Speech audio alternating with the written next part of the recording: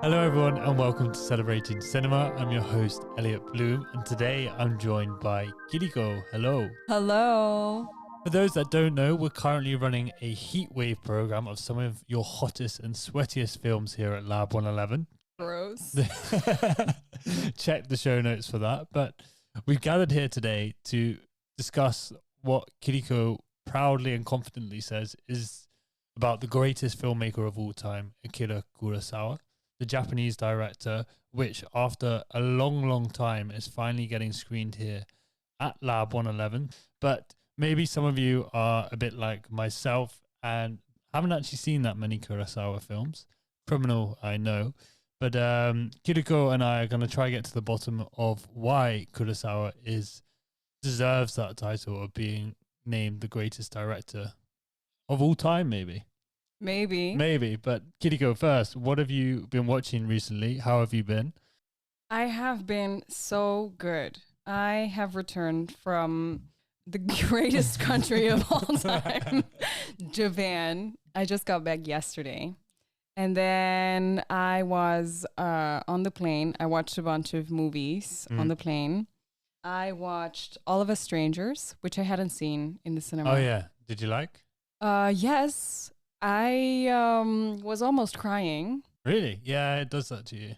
But then, usually that does not happen to me ever. But then there's this thing about being on a higher altitude that makes you cry faster.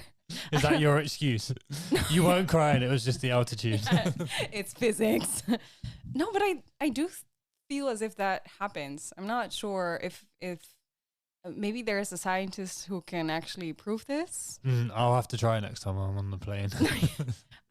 Well, that's my theory. Anyway, I thought it was very beautiful. Okay. Did you watch any films in Japan? Did you go to the cinema there? I watched 2 films by this filmmaker who's called Kaori Oda. And she made a film, I saw one of her films before called Cenote, which is a very experimental film that was showing at IFFR a couple of years ago, which I didn't like at all. I remember we mentioned her work with Julian Ross during the experimental Japanese cinema episode we did like maybe 4 years ago. Experimental or expanded? Oh, right. Expanded cinema. He was telling all these things, how she then went to Hungary and like was a student of Bellatar and all these things. And then I was like, kind of like, oh, maybe I shouldn't write her off after seeing one of her films and not liking it. And then I watched her latest film and her debut film at a special screening that was in Kyoto. And they were both amazing. Oh, nice. Very beautiful. Yeah. How about you? I'm very happy I get to talk about this film. It's called Claudine, and it's from the 70s, and it's with James Earl Jones. He was in Star Wars and recently passed away. Oh. But also a film that I came very close to crying. It's kind of a black exploitation period film. It does this really amazing way of showing 2 perspectives of a black woman living in America trying to provide for her kids as a single mother, and a black father who feels that he's not able to be the man he can be and support a family. And it's all through a way of like critiquing the system itself and how the system is so broken, and that there's so many contradictions within the system of, like, for instance, the mother is claiming welfare because she has 6 kids, but if she claims welfare, she's not allowed to work, but that welfare isn't enough for her to support her kids. And then when she gets a boyfriend, the welfare officer comes round to check if the boyfriend is giving her presents and then tries to deduct that from her welfare. And it's all just like, it really spirals like this, but it's such like a great balance of humor and devastation and melancholy. And then it has a soundtrack by Curtis Mayfield and Gladys Knight, and it was just, wow. Yeah, I was thinking about that film nonstop after watching it. Yeah. And what's it called again? Claudine.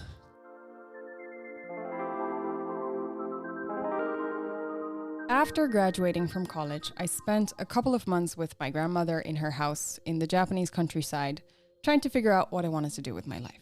With extremely little to do, in a village that is enclosed within mountains and the sea, my boredom led me to an attempt to get closer to my motherland as I went to the local video rental store to rent some Japanese films, trying to primarily improve my language skills, but also to kill my time. I figured I might as well watch the films of the country's greatest director, not knowing that I was going to embark on a journey that I had never encountered before. I spent the rest of the summer watching every Kurosawa film that was available at this rental, and of course, Kurosawa became one of my favorite film directors, which I think is a pretty generic thing to say, because Akira Kurosawa is everyone's favorite film director. He is your favorite film director's favorite film director. Kurosawa is the reference, the master of masters, the master of masterful storytelling, the king of composition. He is a philosopher. He is the cinematic painter. He is the god of entertainment, a man who is not afraid to go big and to go beyond big. He is a man with no fear to take on the work of the world's greatest storytellers, from Shakespeare to Dostoevsky. He is the film director who was not afraid to create on an epic scale, both in his productions and in his stories. And I have to say, it is actually quite complicated to come up with something to say about a man whose films are so round and so full and complete. I tried to think about what makes him the GOAT, and I had a thought. In our world, American cinema is the most common language of film that's widely spoken. We've come to know Hollywood, the characters, the directors, and the actors in it, as a world that is part of our imagination and as a world that we talk about and that we can share with others.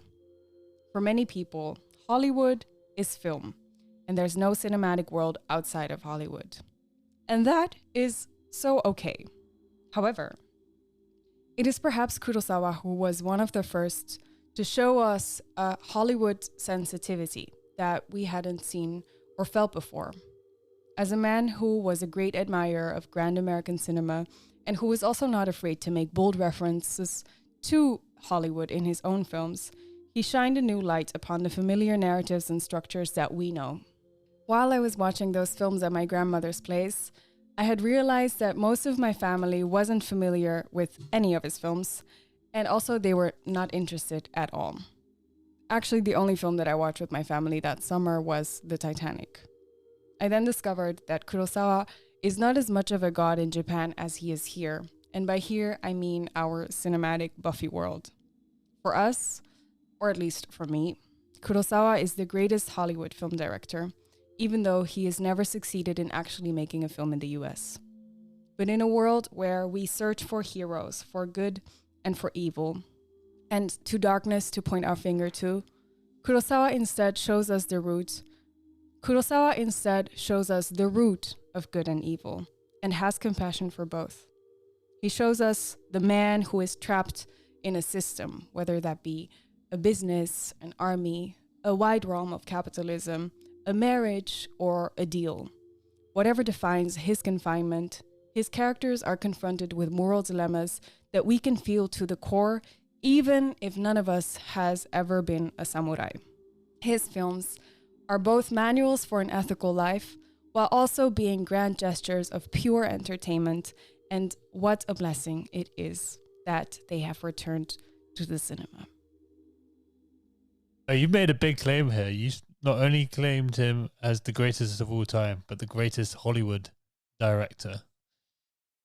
Yeah, I think that's what he deserves, because I was looking up his Wikipedia and it's quite literally every director's favorite film director. Mm-hmm. Like Stanley Kubrick, Scorsese, Fellini, Tarkovsky, like everyone. Like, well, and in that sense, I feel like he's, I don't know, among all these names, I think what really makes him stand out is that he's really there also for the entertainment, which I love. We can get into it of why I've only seen 2 Kurosawa films. Well, let's get into it. Why have you only seen 2 films? Well, as your cold open sort of touches on, he is such a cinematic master. It's total cinema. At least that's what I understand from his films. Who knows? Who knows? But I've seen Seven Samurai and Stray Dogs. But I feel for these kind of films, to really appreciate everything that he's doing, you have to watch it on a big screen as possible. And yeah, they don't get screened much here in Europe. And so I've sort of been waiting for the time to go fully in and immerse myself. But yeah, I've been reading a bit about Kurosawa, and he's led such an interesting life, as you can imagine. So what have you read? Not seen, but read. Tell us. Well, do you know much about his like upbringing and stuff like this? I think his dad was like a martial arts teacher, right? Yeah, he was a samurai apparently, and was an actual samurai. Yeah, and then was in the military, and then went on to teach martial arts at a high school, and I think it was the same high school that Kurosawa went to, and so he also trained by his dad, and I think his dad was also really liked baseball at the time. That was like more seen as an American sport before it sort of Japan have taken it as their own sport, and I think that's already where you see him opening up to other cultures. Others being American. Yeah, exactly. And I think that's where he starts to become interested in obviously American sport and then later American film. But where he found his love for cinema was through his older brother. But there's this really haunting story of how there was an earthquake when Kurosawa was like maybe 6 or 7. And his older brother, after the earthquake hit, took him outside to walk through the streets and for him to like look at all the dead bodies. And it's like, this is what life is. This is what the world is like. And apparently that has sort of marked Kurosawa, and something you then see throughout all his films, because again, even though I haven't seen his films, what I understand. Hypothetically, yeah. Well, you can tell me, but like you were talking also about good and evil, he, I think, tries to capture sort of the in-betweenness of it all, of like the grey area between black and white, that not everything is as clear as good and bad, and that it's more a question of how people become the way they are rather than the why sometimes, because we all have our motivations. But he had such a strong relationship with his brother that his brother had this job as a narrator at a cinema. So Cute. often during silent films, when there would be subtitles or intertitles, he would be there narrating or translating. And Kurosawa would then get to come and join him and watch all these films. And that was sort of his introduction. But very sadly, his brother lost this job, and it sent him into sort of a real deep depression. And he then eventually killed himself. And supposedly, again, from what I read, not see, is that Kurosawa sort of felt a duty in some way to carry on his brother's love for film. And I think how he actually got into filmmaking was after his brother passed, he saw in a newspaper an advert to be an assistant director. And at the time, an assistant director is very different to what it is today. Today, assistant directors are in charge of logistical aspects of shooting. They're the ones that make sure that everything gets set or gets shot within a day and figuring out all the schedules. Whereas then it was much more the literal sense of being the assistant to a director. And he was the assistant to a very, I think, well-known Japanese director at the time. And the Japanese director really took a liking to Kurosawa and saw something in him. And so would get him practicing writing scripts and everything. And then supposedly what he would do is he would bring him on set. And then like after they'd done some shots, the director would be like, oh, I'm going to take a break for an hour. You do the next scene. That's so fun. Because the other thing about Kurosawa, he is a master of every aspect of the filmmaking process, and he would edit a lot of his films. And so with his mentor, the mentor would often give him the film that he shot to edit. And then he practically just made these whole films because he was like partially directing them and editing them. Yeah. And so I think that gave Kurosawa the foundations to do everything that he went on to do. Funnily enough, from again the quotes that I've seen of Kurosawa himself, he also talks about how while these like technical knowledge is great, that really it's all about the subjective aspect of storytelling rather than anything else. And maybe you can tell us a bit about maybe how you see that in his films, because although he is very technically gifted or masterful, it seems there is something always a strong heart to every story that he's telling. Yeah, I would say so. I think, well, what I really like about his films is that to some extent, maybe this is not true because I don't think I've seen all of them because I think he made 30 feature films and I think I saw maybe half. Yeah. And then all of the films I've seen, to some extent, maybe except for Dreams, which is one of his later films, they kind of have like, you sort of know what to expect, or at least you know what Kurosawa's personal quest is. And I think his personal quest as a human being, which is then reflected in his films, is that he's looking for happiness. Or actually, through his characters, he's trying to figure out why we as humans can't be happy or why we can't make, the right decisions for ourselves. Yeah. So within every film, I would say he embarks upon different dilemmas that we as humans encounter in life. And also within those dilemmas, whatever is stopping us from achieving happiness, whether that be jealousy or whether that be feelings of revenge or hunger for success or our, I don't know, desire to be desired. Yeah. And you feel them in such a profound way in lives that are totally not our lives, from different times, but then we understand them because they are like so purely human that then like all these things that you just said about his brother, I didn't know, but they make a lot of sense because I guess then when you lose your inspiration in life and also, the man who is closest to you to such a profound darkness, then you also want to understand what that is, no? Yeah. Have you watched any of his early films? Okay, so the first film is Sanshiro Sugata, which I haven't seen. Maybe you can talk. I can talk a little about bit. what you've read. Well, because again, how you say, even though you didn't know about his backstory, but how it seems quite evident in his films that he is sort of searching for this meaning of why it is so hard to live. In this film, his first film, is about a young guy training as a martial artist. And I think as the story goes is that he's so committed to his training that he wants to be the best. And the classic sort of masterful teacher is like, if you're really so committed, then are you ready to die for this?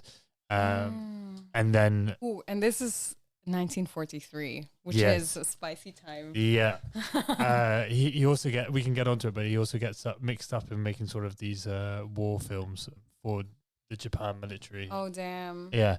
But yeah, so the martial arts teacher said, are you willing to die for this? And being the young sort of energetic guy that the character is, he says yes. And he then, I think it's at night, he's lying in a river waiting to die. And in that moment, he has this sort of transcendental experience of realizing actually that he wants to live. It's harder to live than to die, or that's the realization that he has. And yeah, you can see how that is perhaps Kurosawa trying to get into his own brother's mindset. It's heavy, but I think definitely a film I think I might even start with because often... it seems very emotionally weighted, this one. But you were saying the next film that he made was well-known film is Stray Dog? Which I haven't seen, but you have. Let's talk about that. What have you seen? I've seen Stray Dog. It's funny because when I watched it, even though...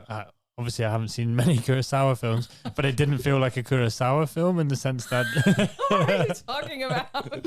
Well, because like my image of Kurosawa is these sort of great epics, right? Whereas Stray Dogs is much more like character-driven film based within the city. Often, his bigger films take place often in the countryside or over these vast landscapes. And Stray Dog, if I remember, is about a police officer who loses his gun.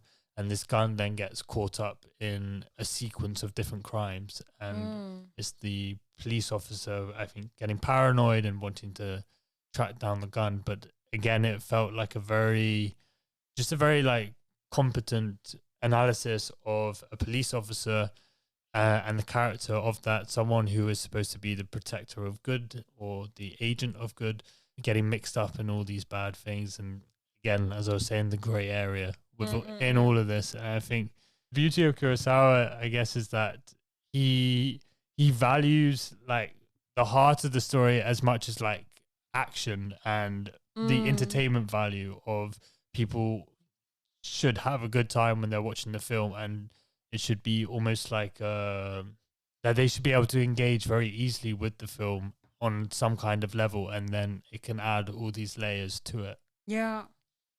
It kind of feels like, because all these films, they all, I think each of one of them references a Hollywood director or genre, like very directly, you know? Yeah. Like this film, I haven't seen it, but I feel like, it's like Hitchcock, but then Hitchcock plus in some way. Yeah. Because then you're like, but is the bad, and is, you know, the institution and the morals that we believe in, do we need to doubt them in some way? Yeah. Which I think, I don't know if this is, maybe this is a stretch too far, but in a nice way, I feel as if it also criticizes the United States, or maybe that's just my hope. Which, his way of filmmaking? Yeah, because in Hollywood, and just, I would say, in American media in general, especially in the 20th century, there is such a clear sense of not doubting institutions. Yeah.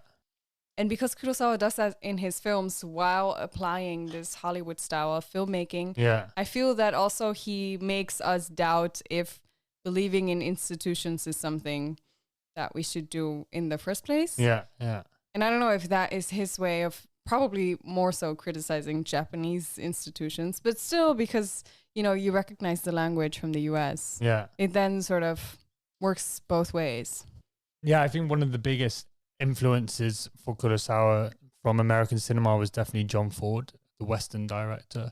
And I think you probably see that a lot in Seven Samurai and any film that of his that are these great epics. But was it Rashomon that came after Stray Dogs?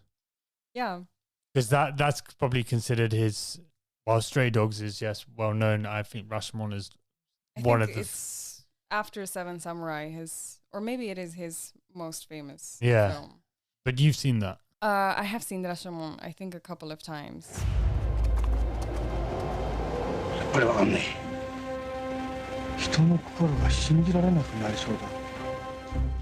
want to tell us about it? Rashomon is a film from 1950, and it all takes place at Gate.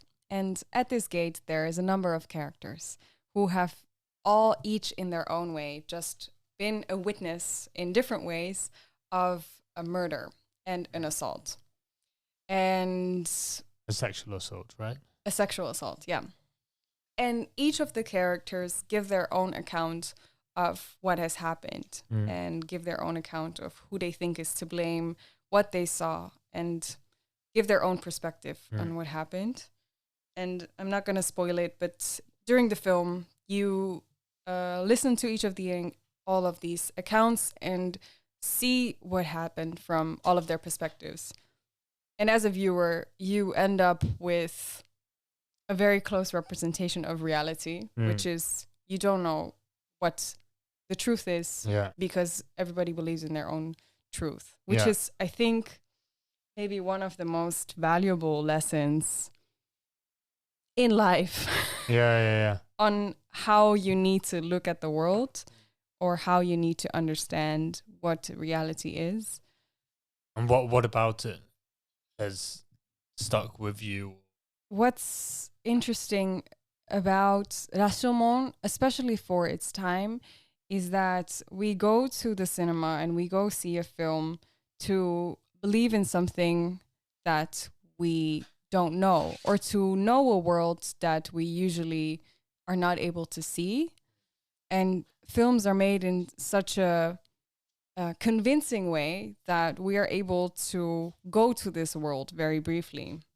And we're so comforted by this idea that we go to the cinema to recognize feelings that we experience as true, or to be able to live in a place that is not our own reality. But then Rashomon shows us that this illusion of knowing a story as how it's told to us is an illusion that is very much part of life, which I think is such a nice reflection, not only on life, but also on filmmaking. And I guess when it comes to also his feelings of like trying to figure out this darkness, it also shows us that we're never really able to know someone else's darkness because it will never be our own perspective. Pretty profound. I guess so. Maybe I'm projecting because I don't know the dude, but yeah, that's part of the moral of the story. Again, the interviews I've seen of Kurosawa, he can become very philosophical in a very casual way in the way that he speaks. So I can imagine. I think he's like more a philosopher than a storyteller, because he always leaves. Well, I don't know. He's more a philosopher than a storyteller. Yeah. He's definitely both, but he always just leaves you with question marks rather than answers, which is, you know, what a philosopher does, I guess. Yeah, that's also very true, and maybe why so many filmmakers love his films, because often if you're a filmmaker, you probably can understand how a film's been made and why they've done it for this reason and that reason and what it all means. And if you can't figure it out by the end of the film, you're wondering why, or you're maybe also questioning yourself a bit of like, what is it that I don't understand yet that this person is trying to show me? Yeah. We can also come on to, because his films have been remade. I think he's like one of the few directors that has had the most films remade. And still now, right? Yeah. They're High and Low is being remade. Yeah, by Spike Lee, highest to lowest. And then you had Quentin Tarantino doing Magnificent Seven, which is Seven Samurai. Right. But yeah, so Fistful of Dollars, I think, is also a remake of Yojimbo.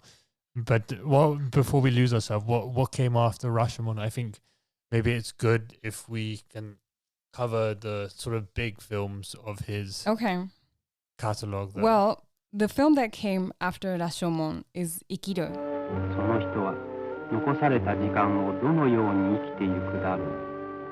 I think it's my favorite Kurosawa film. And I think it's also the one it's one of the films that's going to be showing in lab. Yeah. What year did this come out? 1951. 1951. And why is this your favorite film of his? Well, tell us what it is about first. Ikiru is about the most boring theme in the history of humanity, which is bureaucracy. And as a Dutch person, that's why you love this film. I just love when shit gets done. Yeah. So no place in hell that anyone has the talent to make bureaucracy interesting or even inspiring. But Kurosawa really did it. And I think he's also the last one to do it because he's done it and now it's over, because it's one of the greatest stories ever told. It's a film about a civil servant who works in an office, signing papers all day, of course, being depressed to death because, you know, his life is kind of over. Like, there's no spark in anything that he does. So he's there, declining, you know, opportunities for anything happening in the cities day in, day out. Not only ruining his own life, but also kind of ruining others people's lives because, you know, he complicates things because bureaucracy. And, you know, he's almost fallen into the darkness and then has a number of encounters with people who I would say are people who don't necessarily walk the chosen paths of life. So who are falling a little bit out of the system, are a bit wacky, wonky, but inspiring in their own way. And we see how someone who is so enclosed within the existing structures of this world that we have unfortunately created for ourselves, slowly finding other pathways that lead to different places outside of this system, and frees himself from these ideas. And I'm not going to say more than that. But it is so beautiful and so inspiring, because I think this is the film that comes closest to our own reality, because we live in a world that is very similar to the world that the film takes place in, where we are also most of the time just, sitting behind our desks, not really sure why we're doing what we're doing, and writing emails and being obliged to do the things that we are supposedly supposed to do, even though we have apparently, not chosen a life that is working in an office. We're still all behind our computers, right? Yeah. And before you know it, you're losing your spark day in, day out, and forgetting that there's other ways to live life rather than just writing emails. So, yeah, it's very simple, pure inspiration for nicer living. This feels like it could be the prequel to Perfect Days by Wim Wenders. Would that be fair to say, maybe? Well, no, because because the toilet cleaner in Perfect Days, he just loves to do what he does, right? I think in that film, you get a sense that he had a previous life before that that led him to want something. I hear you. More simple and wacky, and maybe that's true. I can imagine Wim Wenders being inspired by Kurosawa's film. Could be so true. Wow. Yeah. Nice take. And I would also like to say we briefly mentioned how many films have been remade of Kurosawa. I would like to see a Dutch remake of this. Oh my God, I would so not want to see a Dutch remake of this. Oh, Ikiru. No, hell no. I think no Dutch person has the capacity to. Okay, again, you're coming out with some big claims here. Yeah, sorry. And after Ikiru, what came? 1954, Seven Samurai. Let's talk about this, because this is the film that we have both seen. Yes, but it's also crazy to think about as we go through these films, sort of the run that he's gone on of making big hit after big hit. That's so true. Like, these are all classics.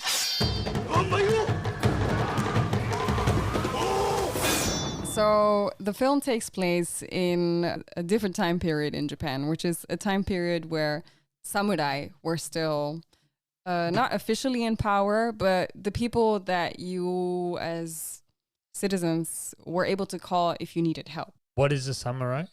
A samurai is like a military, but oftentimes individual, or people that work in groups. So not by one leader or by government, but by himself. Are they representative of the government? Or? Of families, of powerful families. So you can hire a samurai if you have a lot of money. I mean, not you, but... Again, another shot. So 7 samurais, 7 of which I can't afford. So mean. Obviously not you.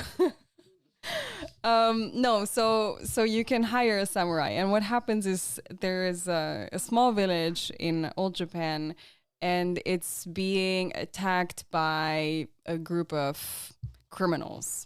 So the village decides to hire this group of 7 samurai to help them and save them from these criminals. And each of these samurais are complete and utter unique characters.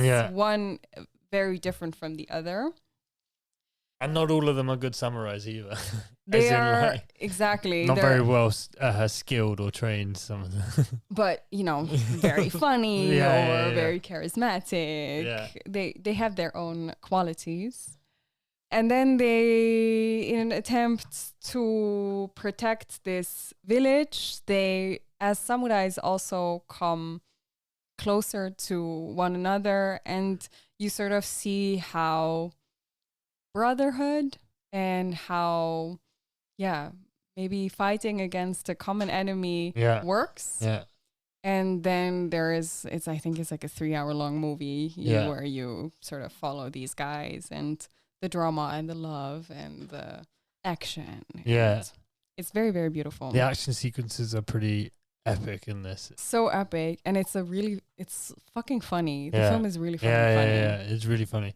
But again, I think this is the film that showcases how he takes action just as seriously as the story that he's trying to tell, but also the comedy element, because like you said, it's a 3-hour film, but you don't feel it as you're watching it. You're there the whole time.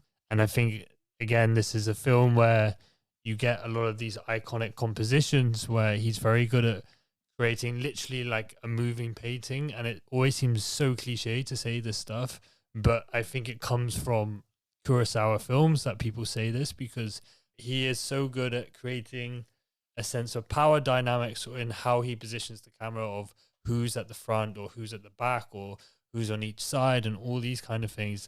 And the reason why it's called like a moving painting is because, again, he never has like a static shot. It always suddenly like unfold into these crazy action sequences, and that is all led by the camera's movement more than perhaps the characters themselves, I would say. Right. But yeah, I remember watching this film and thinking it was pretty epic, but also at the same time wishing I had watched it in the cinema rather than at home. Sad watching. Yeah. More sad because I couldn't afford to buy any samurais, but doomed. Oof, rough. How does this rank compared to the other films so far that you've liked of Kurosawa? Because I feel you seem to like more the character stories than... I don't think so. Big epics. No. I like the big epics. Not all of them. I don't really like Ran, which is like his most epic. But I remember watching Seven Samurai, I think, for the first time.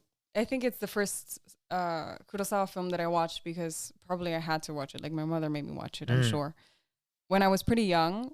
And, you know, when you're young, black and white is just, I don't know. At least for me, I was not interested in it. And then this film really doesn't have those boring black and white feelings to it. Like it's very contemporary and very fast paced. And it's really like, you know, this, I'm totally in the story, Tarantino feelings. is you have it with Seven Samurai, even though it's from 1954, which that in itself, I would say maybe no one else, except for Stanley Kubrick, around that time was able to make a film feel so all-encompassing as we are so accustomed to now.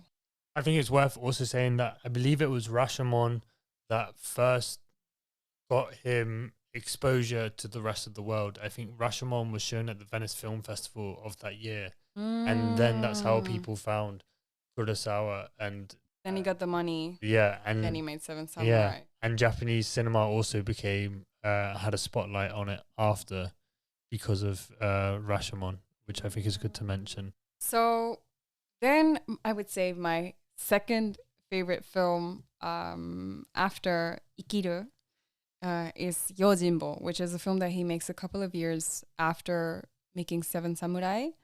And it stars Toshiro Mifune, which is he stars, I would say, in almost all of Kurosawa's films and is one of the greatest actors from Japan ever. I think it's also considered the greatest director-actor duo of all time. Toshiro Mifune has the perfect role of a lazy clown in Yojimbo. Oh! No, 無知らねえだろ。こいつとっても強いんだぜ。地獄の入り口で顔を合わせたこの二人。He plays the role of samurai who is so talented at being extremely lazy, but really uses his laziness as his main quality of being a samurai, which is quite, I don't know, inspiring in its own right. But the plot is about a village in Japan again, where there's two rivaling groups fighting against one another. And Yojimbo is hired by one of the groups to combat the other group. But then he all the time invents new tricks. He's like the ultimate trickster to be able to just like sit on his lazy ass and drink sake while other people are fighting for him. And he does this in the most charming, funny way, where it's really the complete opposite of the power and the masculinity and the violence that we have just seen from Seven Samurai. And it really shows like the other side of the coin of what fighting can be and how it can also just be like so silly and so dumb and primarily just very funny. Futile. Yeah, definitely. Yeah. And Toshiro Mifune is so funny and good in playing this role, which is also beyond its time. It's really in an era where we are still used to characters and actors being so stiff. And yeah, he's really like, I don't know, the Marlon Brando of Japan.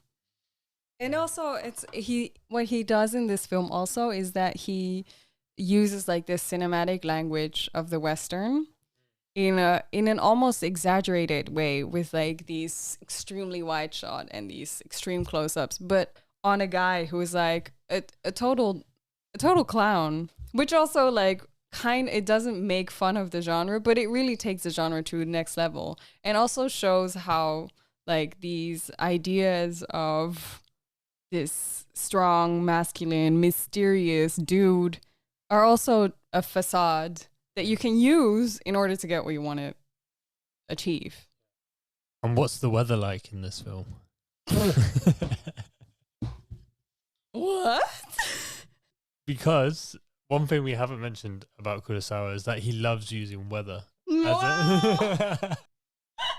I don't know, somehow it sounded so British. Like, but was it raining? But this is the thing though, right? That when it rains, it rains. It rains the entire time, and it adds like so much beautiful drama. Like he is the guy of elements in the sense that in every film there is some kind of weather element that is somehow related to the story or the energy of the film. Well, I didn't know that, but that's true. Really? Yeah. So, what is the weather in your gym? I don't remember, dude. I don't remember, but Ikiru, it's the ending scene it's snowing, and that's also so beautiful. And then I have no clue. I've given you something to think about now. Thank you so much. I will just rewatch the film and then I'll get back to you. But that's nice. And then came High to Low. I think a lot of films came in between. Obviously. But I think it's one film that I really enjoy talking about. It's 2 years after Yojimbo, High and Low came out. これがある限り逆に貴様たちを叩き出してやる。どうですかね。私も犯人と同意見ですな。あなたには子供を見殺しにする時はありませんよ。出てけ出てけ出てけよ。 Which also stars Toshiro Mifune as the main character in a completely different role, which is as a manufacturer of ladies' heels for some big Japanese company. Just a man doing his business, doing what he loves, which is making money and good shoes or whatever. Who, is in the middle of like a big business deal, yada, yada, yada, about to make or lose a bunch of money. And then what happens is he gets a phone call that his kid is kidnapped and that he needs to pay like 30 million yen or whatever, Yeah. which is basically all his money to get his kid back. And then it turns out it's not his kid, but his driver's kid. And then, you know, if it's his kid, he would pay. And then all of a sudden it's someone else's kid. And then he's like, am I going to give all my money in order to get this kid back? Because, you know, he's saying if you don't give money, I'm going to kill the kid. And then he's all of a sudden confronted with this moral dilemma of giving up his own life in order for a child's life that's not his own. So he's confronted with this moral dilemma whether he would kill a child but save his, you know, his own fortune, or give up all of his money, ruin his own life, but, you know, save the future of a child. Which, you know, it gives you something to think about. Yeah, hard choice. It's a pretty hard choice. Yeah. It's a mystery where you follow these, you know, investigators trying to find this kidnapper, and, you know, you try to get into the mind of a man who is a millionaire and trying to make the right decision. And it's cool because it really makes you doubt in some funky way, because of course you choose the life of a child, but then again, like, Would you? Yeah, when it actually comes to it, do you actually do that? So I was reading this story of Kurosawa of how he liked to write. And what he would do is he would go to the forest with, often he would write with 2 or 3 other writers, and they'd get really drunk in the forest. And then 2 of them would write the situation in which they're stuck in. And then the other 2 would have to write how they get out of it. And then they'd keep going back and forth of like raising the stakes. wow. Yeah. What's the situation? How they get, and then they write how they get That's out. so of it. funny. Yeah. Okay, so imagine your child is being kidnapped. Okay, pretty bad. But then, you know, what is the dilemma? Okay, imagine it's not your child, it's someone else's Exactly, child. Oh, exactly. that's funny. Again, even though he was so masterful in every element of filmmaking, he always enjoyed collaborating more because he always felt he could learn something from that. He was always looking for someone to show him something that he didn't understand or that he didn't think about yet of. I mean, that's in where film. he came from, right? Yeah. As an assistant director. Yeah, true. Again, he's very funny in how he talks about when he's asked. It's like such an annoying dude. Oh my God. But when he gets asked Horrible about, to work with also.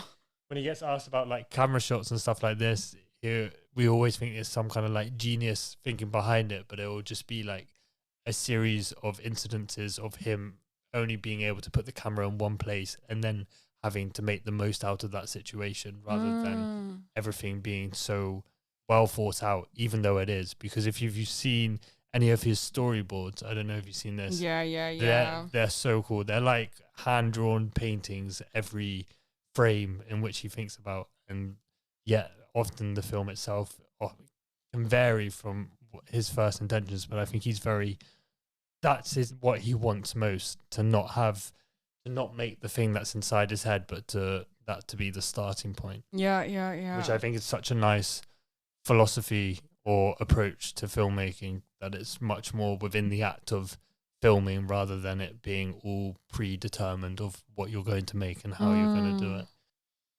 I'm now wondering, like, with these storyboards, I forgot about them, but I remember seeing them when I was in film school, if anime has anything to do with his form and style of composition. Because now that I think of it, like these sort of extreme opposing characters, they really have some similarity in how anime is drawn.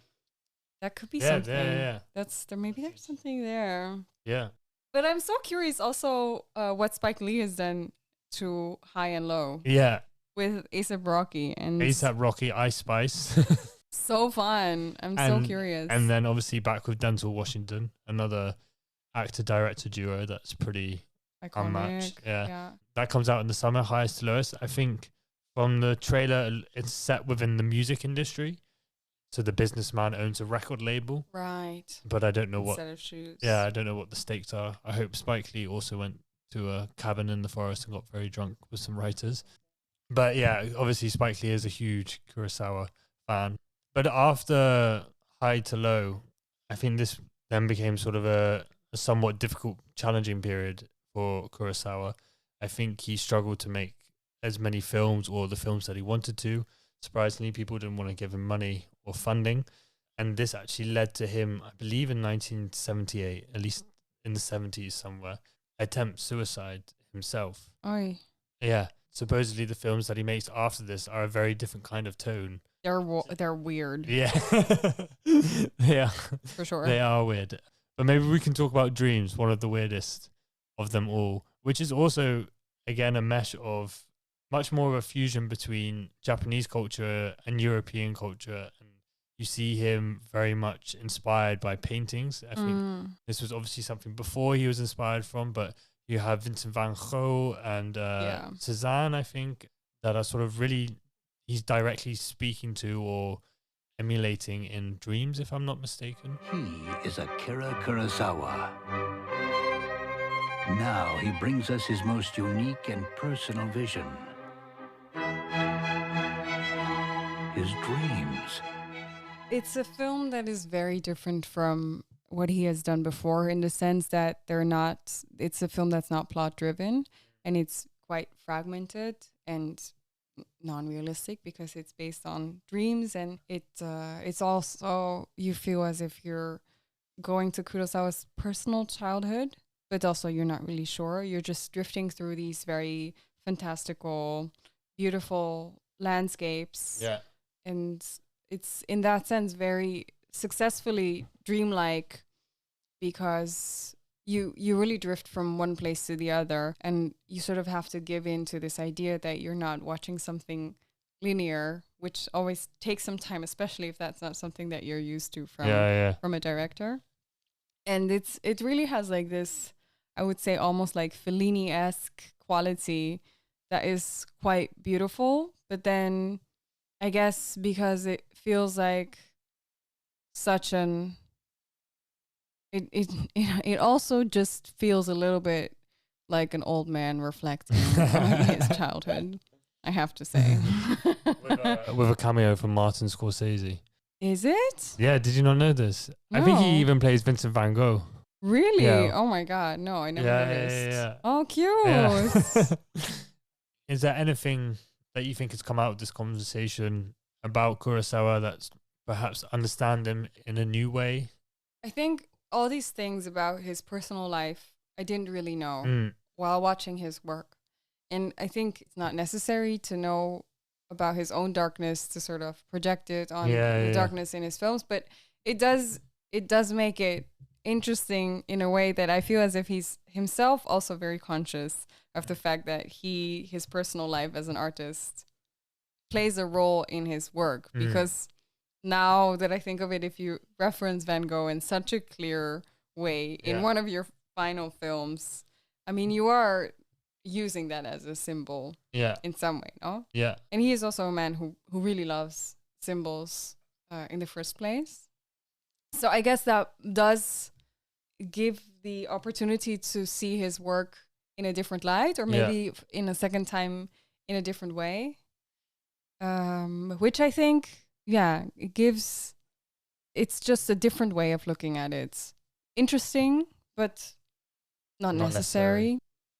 I think what's interesting for me, and often what I find when we talk about such directors like Kurosawa, is that you always try to grasp what it is that is so great about them, or what makes them such great filmmakers, but yet you can never do that. And I think it really speaks to the films he's making himself, that it's not necessarily about understanding his films completely, but the feeling that he's translating to you, or that he's wanting you to literally experience. And so in the same way that we can feel their greatness when we watch a film, but we don't necessarily have to understand it. And I think there's a certain beauty to it. And I think one way to maybe help us make sense of this is, I don't know if you saw, but in his final years, he won like the Lifetime Achievement Award from the Oscars. He gives a really great acceptance speech. 大変立派な賞をいただいて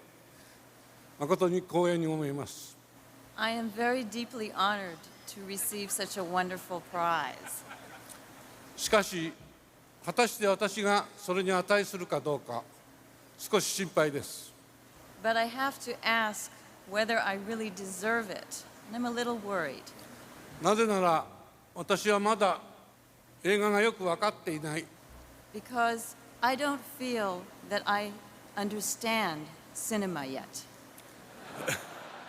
Even though he's been a filmmaker for so many years and people love his films, he will make it his life's work to continue being a student of cinema and learning what exactly cinema is and wanting to try share that with his audience. And I think that's such like a beautiful and humble way of approaching an art form, and for an artist like him to have had such the life that he has, to still have that mindset. It's sweet because many of his films are also about students learning lessons from their masters.